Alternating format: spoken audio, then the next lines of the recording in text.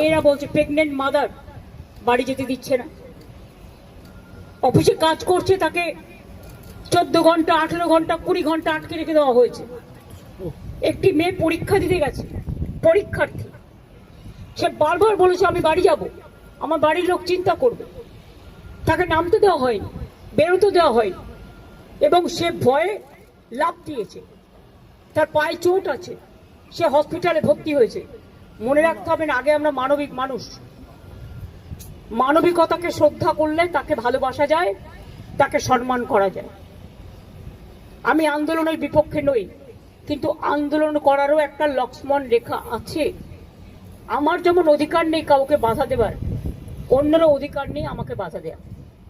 আমি তো বলবো আপনারা এখানে না করে আইনে লড়াই করুন, আমরা পুরো সাহায্য করব, আমরা নিজেরাও তো করছি, আমাদের সাধ্যমতো আমরা করছি, আমরা তো ওদের বিপক্ষে নই।